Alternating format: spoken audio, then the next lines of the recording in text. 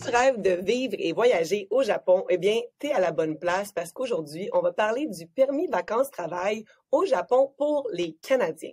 Je m'appelle Émilie de Nomad Junkie et cette nouvelle édition des Nomad Talks est présentée par Expérience Internationale Canada, un programme du gouvernement du Canada. On invite à l'instant notre invité qui a fait un permis vacances-travail à Tokyo, Jérémy Landreville. Salut Jérémy. Salut Émilie. Salut tout le monde. Merci de venir nous partager ton expérience de permis vacances-travail. Fait que là, on veut savoir la vraie histoire. Qu'est-ce qui t'a poussé à partir faire un PVT au Japon? Moi, j'ai voulu partir au Japon pour en fait un peu accomplir un rêve que je voulais depuis longtemps.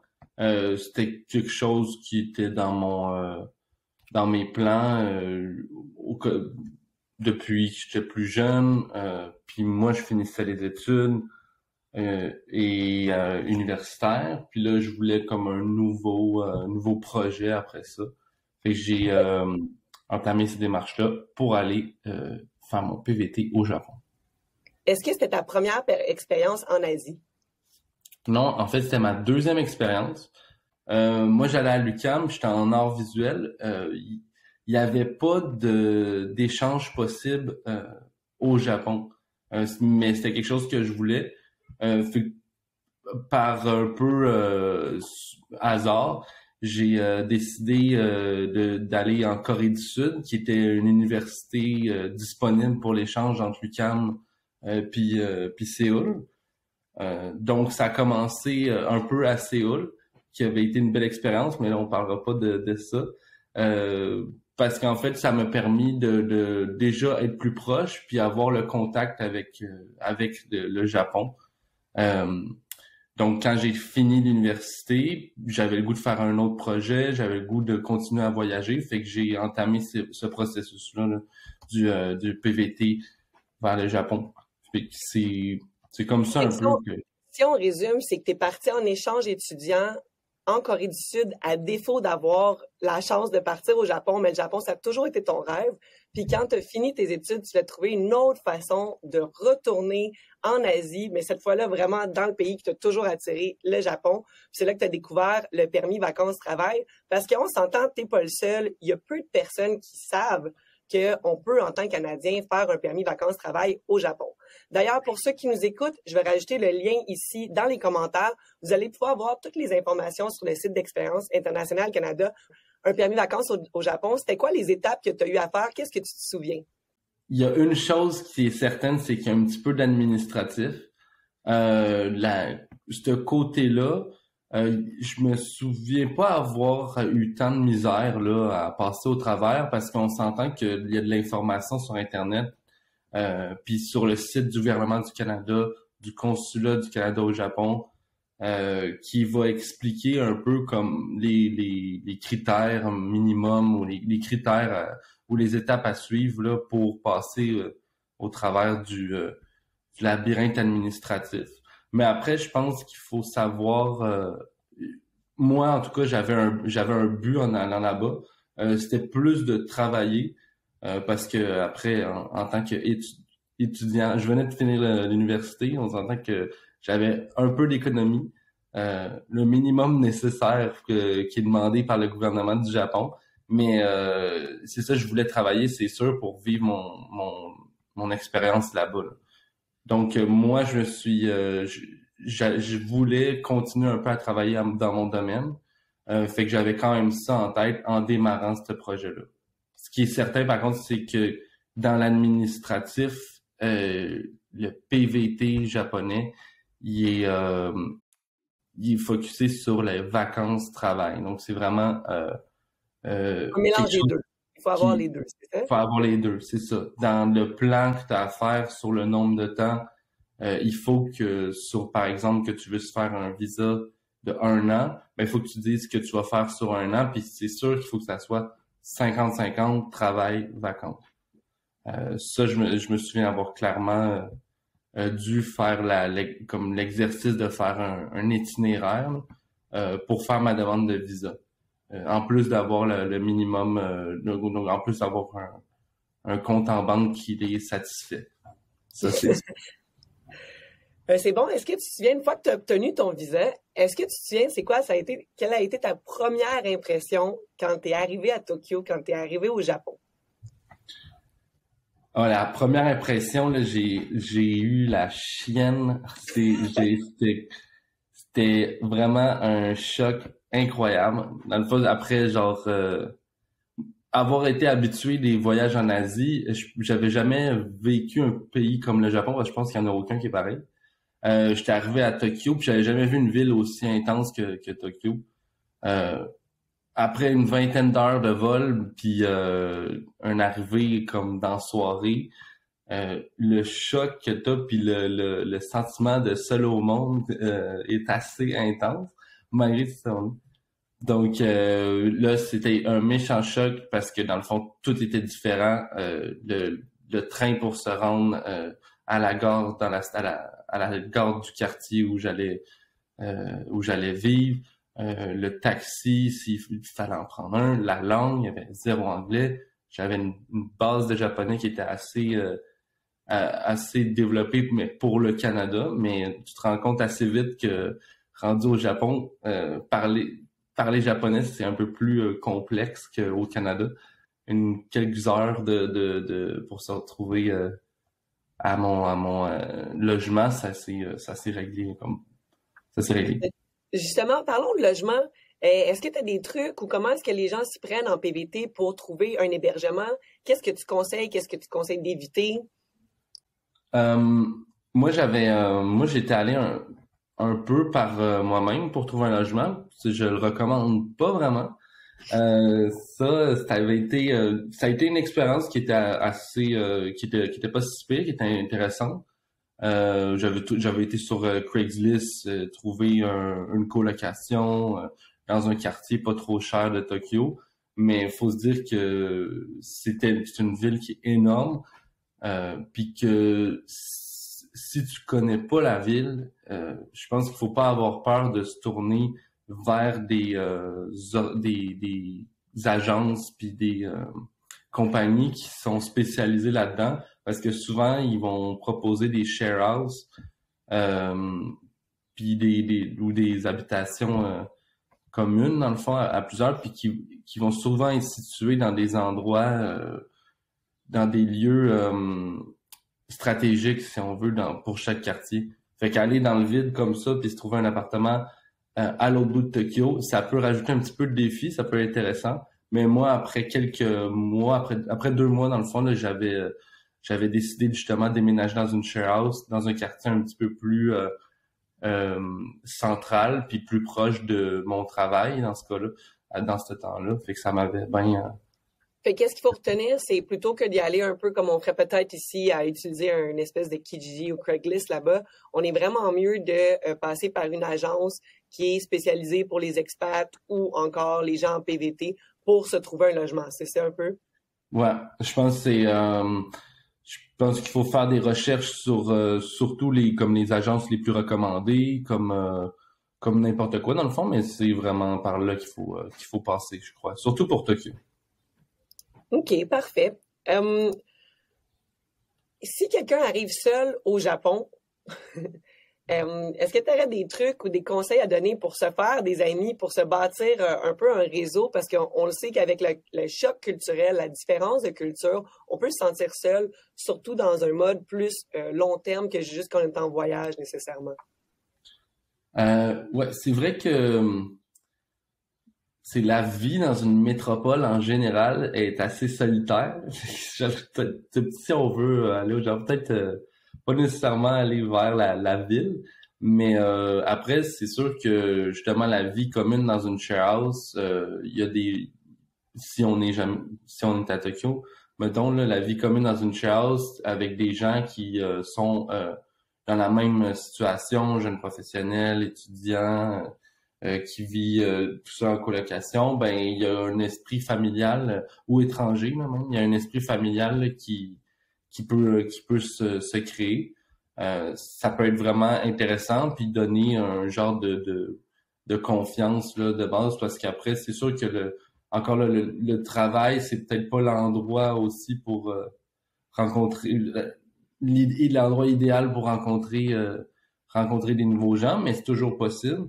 Puis c'est sûr que la culture japonaise, ça ressemble un peu au Québec. Mettons, on est bien entre nous autres, mais tu sais, c'est poli avec les étrangers, mais dans le fond, c'est rare que ou plutôt c'est pas trop commun non plus de trop se mélanger.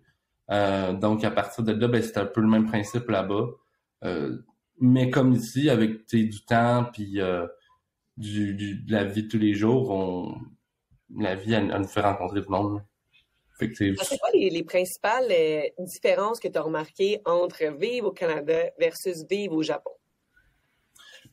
Moi, pour avoir vécu à Tokyo, c'est sûr que la plus grande différence, c'est pas mal, c'est peut-être 8 millions de personnes de plus qu'à Montréal. Fait que, mettons, ça, c'est un gros choc. Le quotidien, les métros bondés, puis la densité de monde. Mon PVT, j'ai réussi à le faire dans un studio un studio multimédia. Donc, c'est sûr qu'après, ben là, avoir travaillé avec des clients, tout d'un coup, c'était des compagnies, des marques qu'on connaissait, comme ici des marques japonaises phares, puis il y a vraiment comme, si on veut, t'as l'impression de toucher aux choses importantes. Ça, c'est une grosse différence. Ça serait quoi justement ton expérience de travail? Là? Tu dis que tu as fait un stage, tu étais dans une entreprise d'audiovisuel, comme dans le domaine où est-ce que tu as étudié. Est-ce que c'est le genre d'emploi normalement qu'on peut s'attendre avec un PVT? Les gens qui étaient dans ton hébergement partagé, est-ce qu'eux aussi étaient dans des domaines qu'ils ont étudiés ou pas nécessairement?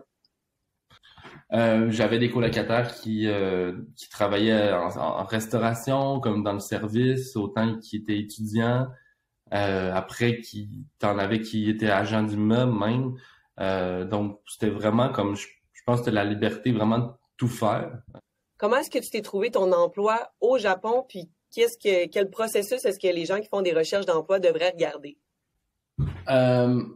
Moi, comment j'ai trouvé mon travail là, au Japon un petit peu avant de faire mon PVT. Parce que c'était à Séoul, en fait, que j'avais rencontré des gens d'un studio multimédia qui était basé là-bas à Tokyo, puis avec lesquels j'avais échangé mon contact, puis qui m'avaient donné leur contact. Puis en fait, c'est rendu là-bas là, que je les ai contactés, puis que en leur demandant là, s'ils avaient le goût là, d'accueillir un jeune stagiaire qui sortait de l'école puis qui avait de la motivation, mais pas trop d'expérience. Ça avait réussi dans le fond il m'avait accueilli positivement si on veut avec des conditions que j'avais réussi à avoir un revenu de base là qui me permettait de vivre à Tokyo, puis c'est ça, puis dans le fond un travail full time là, où c'est ça autant full-time ici, mais temps partiel à Tokyo, parce qu'on s'entend que les normes d'heures, c'est pas les mêmes par semaine. Mais dans le fond, ça avait ressemblé à ça. C'est comme ça, moi, j'avais réussi à utiliser mon PVT, mais j'avais des colocataires, par exemple, qui arrivaient de France, puis qui allaient appliquer en restauration, dans le service, puis qui utilisaient leur PVT de cette manière-là. D'autres qui faisaient des stages non rémunérés en architecture. Puis si on ne parle pas japonais, comme c'était un peu ton cas, même si tu as mentionné que tu n'avais appris un petit peu, est-ce qu'on peut quand même s'attendre à se trouver un emploi si on ne parle pas du tout la langue là-bas? Faut avoir des bonnes bases, je pense, que ce soit même au quotidien, pas juste pour pas juste pour le professionnel. Je pense que la jeune génération japonaise n'a pas trop de problèmes avec l'anglais. Mais je pense, moi, pour avoir étudié le japonais pour avoir étudié le japonais, mettons, pendant 2 ans à temps partiel, 2, 3 ans à temps partiel à l'université, moi qui me pensais pas mal prêt pour affronter le quotidien puis la vie professionnelle au Japon, j'ai eu une petite douche froide rendue là-bas. C'est pas mal important de connaître la langue. Je pense qu'on peut et on peut évoluer quand même en parlant en anglais à cause de la jeune génération qui est pas mal plus ouverte sur l'international. Mais reste c'est pas mal important d'avoir une très bonne base si on veut si on veut si on veut juste travailler. Est-ce que justement, par rapport à ça, tu n'avais pas une situation un peu où est-ce que tu t'es senti perdu en traduction, là? Tu sais, un genre d'exemple qu'on peut s'attendre à vivre quand on applique comme ça avec un PBT puis qu'on part au Japon avec pas un japonais qui est pas parfait, évidemment. Mon meilleur exemple, c'est un exemple de genre Lost in Translation. Euh, Mon meilleur exemple, ben c'est vrai que c'est quand même drôle. Dans le fond, tu sais, au Japon, quand tu parles pas vraiment japonais, ben t'as tendance à utiliser Google Translate dans des conversations. Moi, je me souviens d'une fois qui était quand même assez gênante, là, si on veut, là.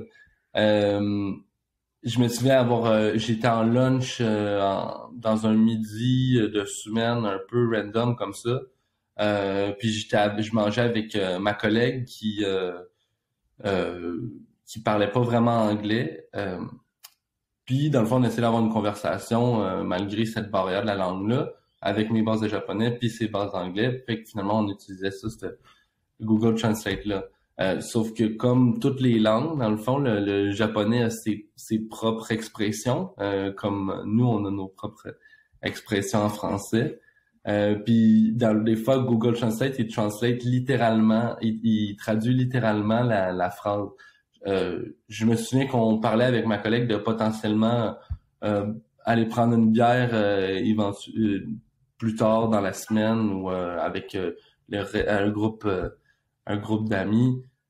Puis finalement, dans le fond, elle avait écrit la phrase, elle se demandait si j'étais partant pour aller prendre une bière. Puis elle avait écrit la phrase en japonais sur Google Translate, qui se traduit dans le fond littéralement veux-tu jouer?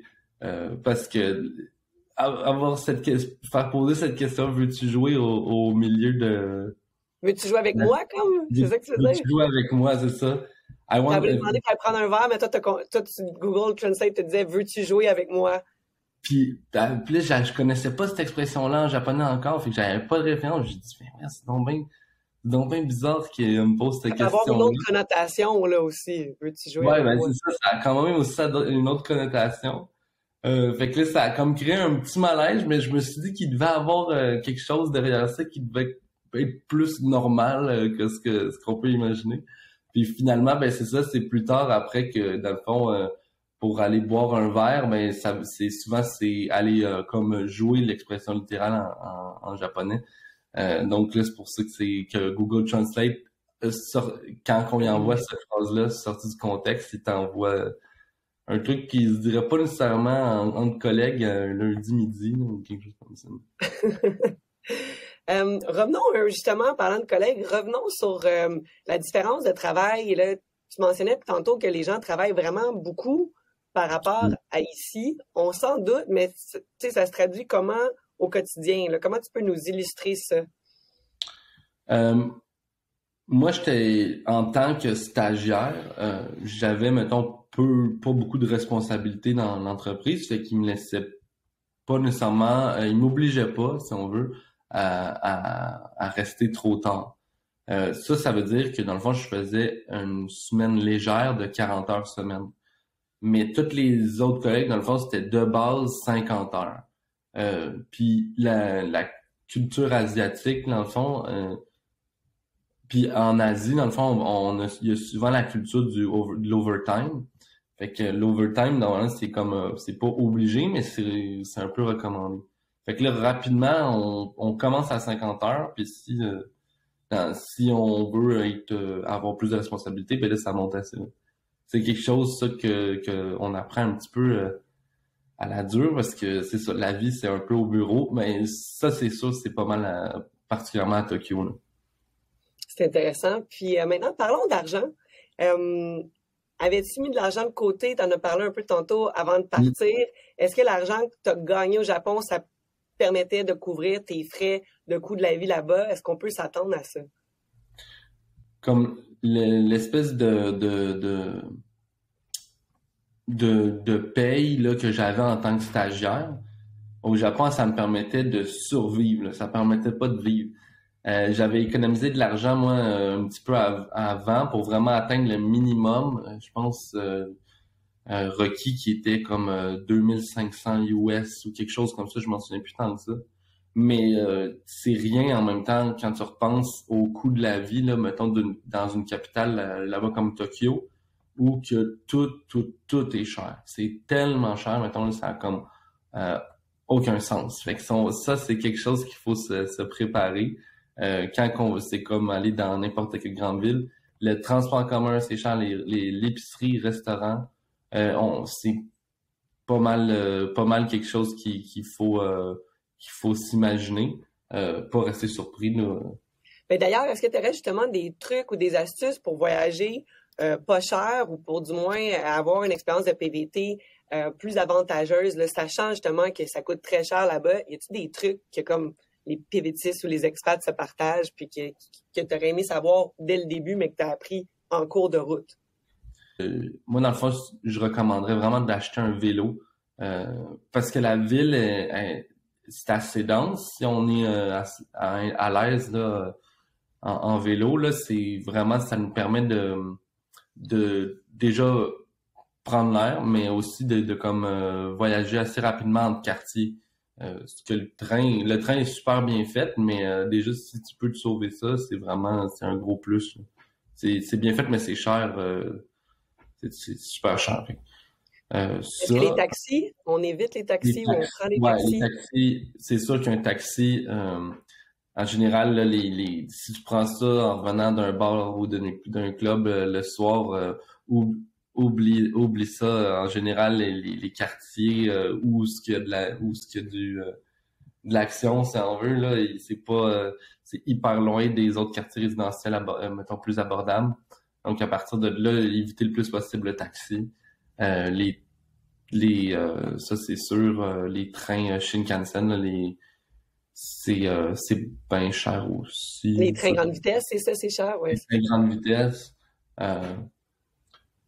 Sinon, au niveau de la nourriture, est-ce qu'il y a des astuces ou est-ce qu'on peut manger moins cher, peut-être?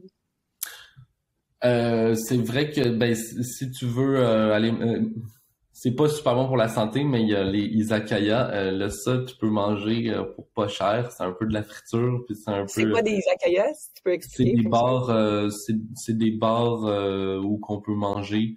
Donc souvent des bars de après travail, si on veut, là.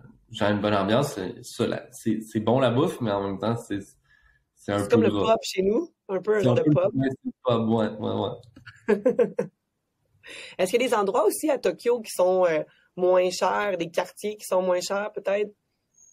Oui, ben moi quand j'étais allé, ben je sais que l'ouest de Tokyo se développe pas mal, étant un petit peu plus loin comme des quartiers plus où Abordable?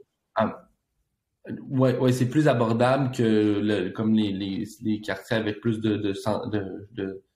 d'intérêt, mais c'est sûr que l'ouest de la ville c'est un C'est bon un endroit quartier, moins cher. moins cher. Est-ce que tu as visité une autre ville que Tokyo pendant ta période de PVT ou tu étais juste comme occupé à travailler comme tout le monde non-stop? Ouais, ben j'ai eu quelques jours de vacances, puis j'étais allé pendant ce temps-là à Kyoto.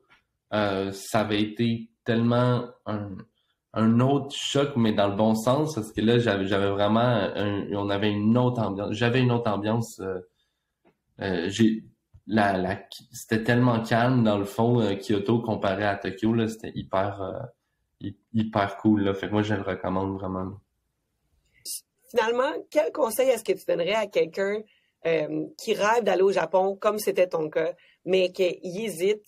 Est-ce que tu le recommandes? Qu'est-ce que tu aimerais dire à cette personne-là? Ouais, si on veut vraiment une immersion culturelle, si tu veux vraiment une immersion culturelle puis un changement de quotidien complètement différent de ce qu'on est habitué de vivre, moi je recommande d'aller au Japon. c'est quelque chose qui est vraiment hors, qu'on peut pas s'attendre avant d'être là-bas. Je pense qu'on peut pas comprendre la culture japonaise avant de vivre au quotidien là-bas. Puis juste pour cet aspect-là, c'est tellement enrichissant, puis c'est tellement le fun que comme c'est indescriptible comme sentiment, fait que ça vaut la peine juste d'aller voir ça. Écoute, merci Jérémy, ton histoire est vraiment inspirante. Je suis certaine que plusieurs personnes qui nous regardent vont vouloir en apprendre davantage sur le permis vacances-travail. Une fois de plus, on va mettre le lien du programme présenté par Expérience Internationale Canada. D'ici, vous allez avoir tous les détails sur le montant, le prérequis de l'âge, les autres détails, les étapes aussi pour vous guider dans votre début de processus pour aller au Japon. Comme on est en live, on va prendre d'ailleurs quelques questions du public. Vous pouvez laisser en commentaire toutes vos questions. On va prendre la peine d'y répondre. Donc, on va prendre déjà 2 petites questions en live. Est-ce qu'on a des questions? C'est quoi le truc le plus bizarre que tu as mangé au Japon? Le truc le plus bizarre que j'ai mangé, c'est un repas qui est hyper aimé des Japonais, mais qui est vraiment que j'ai pas vraiment réussi à manger au complet. C'est le natto.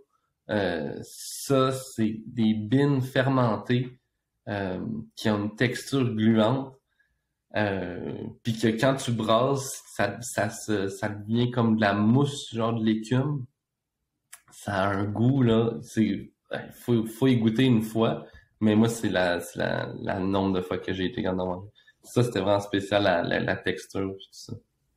On va prendre une deuxième question. Combien est-ce que ton appartement te coûtait par mois? Mon premier appartement, c'est ma première chambre, en fait, dans un appartement de 3 personnes. Elle me coûtait environ 600, 700 US là, de mémoire.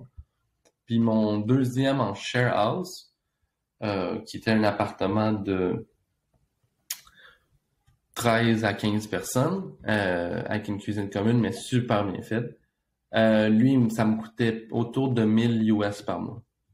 13 à 15 personnes dans un même logement, on s'entend qu'on verrait pas ça nécessairement ici. Vous aviez, ma question personnelle, vous aviez combien de salles de bain? Puis est-ce que c'était comme hygiénique? C'était hyper propre. Ah non, c'était hyper bien fait. C'est sur comme 3 étages dans le fond, mais dans un building. C'est comme un peu futuriste aussi, avec un balcon, cuisine commune. Puis ça, il y a un... Tu sais, il y a une cohésion qui se fait. Ça se sent vraiment pas, en fait, qu'il y a 13 à 15 personnes, là. Puis encore là, c'est moitié étranger, moitié japonais. Donc, c'est vraiment cool d'avoir... Il y a un salon commun. Donc, l'espace de vie personnelle, il est assez petit, c'est sûr. Là. C'est une chambre 10-5, puis c'est tout petit. Mais après, les salles de bain, c'est divisé, c'est hyper propre, c'est japonais, c'est vraiment comme là-dessus, il faut vraiment pas s'imaginer que c'est trop laissé pour compte. Là. Encore une fois, merci Jérémy, merci d'avoir partagé ton histoire. Je vois qu'il y a d'autres questions qui rentrent en live. N'hésitez pas à continuer à poser toutes vos questions. On va répondre à tout le monde. Si vous avez des questions même techniques, on va avoir une personne d'Expérience Internationale Canada qui va pouvoir y répondre. Puis, finalement, on va remettre le lien, puis on vous invite à commencer à planifier peut-être, qui sait, un voyage en permis vacances-travail au Japon. Puis on vous invite aussi à suivre les autres Nomad Talks. Toi aussi, Jérémy, si tu veux te joindre, si tu as le goût d'en faire un autre dans un autre pays. On a dans cette série, on a des personnes qui vont venir nous parler d'une expérience comme ça en Écosse, au Chili, dans plein d'autres destinations, le Danemark. Fait que vraiment, on va mettre les dates, puis on espère vous revoir, puis on vous souhaite une bonne planification dans votre grande aventure. Merci, Jérémy. Merci beaucoup. Merci pour l'invitation.